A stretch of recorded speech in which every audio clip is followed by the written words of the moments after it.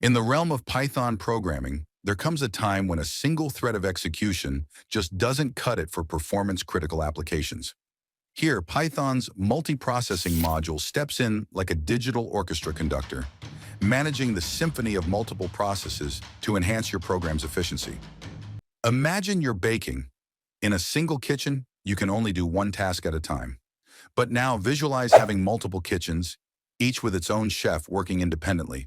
By leveraging multiple CPU cores, this module allows you to distribute your workload across these kitchens, significantly speeding up tasks like data processing, scientific computing, or any CPU-intensive operations. The module was introduced to overcome Python's Global Interpreter Lock, GIL, which restricts true parallel execution in standard threading. With multiprocessing, each process has its own Python interpreter, thus bypassing the GIL, making true parallelism possible.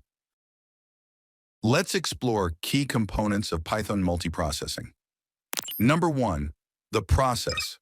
Process class is an abstraction that sets up another Python process, provides it to run code, and a way for the parent application to control execution. The core of the module, this class creates a new process where you can run functions in parallel. It's like sending a new chef to another kitchen to start cooking independently. Here, cook runs in a separate process, allowing parallel execution.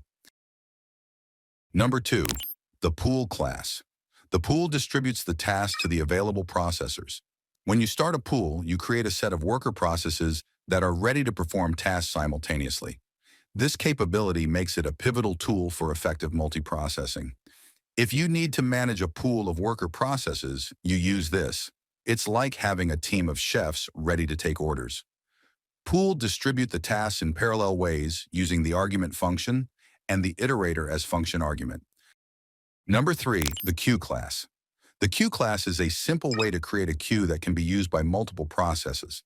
It can be used to pass messages between processes and has a number of useful methods like put and get for adding and retrieving items from the queue. Queue gives elegant feature for inter-process communication even while it is running. Imagine a conveyor belt in a restaurant kitchen where orders are passed to chefs and they can ask for a status of cooking. It's a fun. Number 4, the manager. A manager in the multiprocessing module provides a way to create Python objects that can be shared easily between processes as a proxy. This is helpful when you need to share more complex data structures like lists or dictionaries across processes. Manager queues can be shared over a network. That can be extremely helpful to achieve multi-parallelism when you need them. Like a master chef can order in another branch to get those tasty culinary dishes. So, you may have questions. The first one could be that when to use multiprocessing. There are truly many benefits to use multiprocessing to achieve greater performance. By running multiple processes on all the available cores on a multi-core system.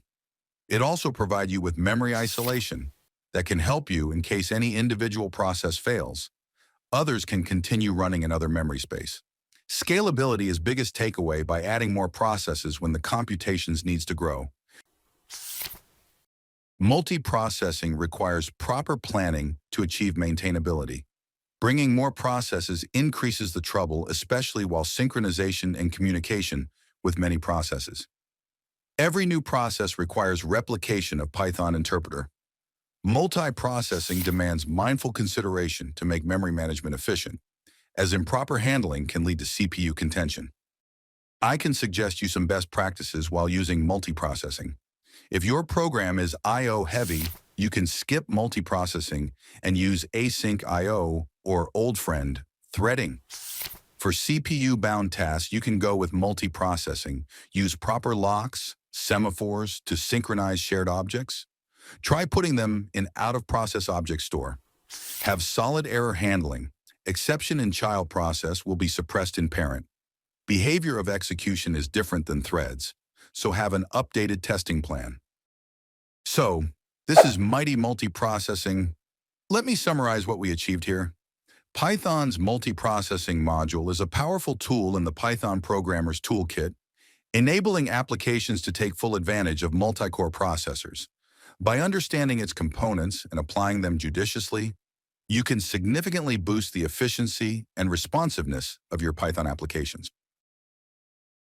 Like any powerful tool, it requires careful handling, but offers immense rewards in the form of performance gains and scalability. Whether you're processing large data sets, running simulations, or managing server workloads, multiprocessing can turn your Python scripts into high-performance software, orchestrating a symphony of computational power. So friends, let me have that chef's dish. Until then, see you on the other side of a process.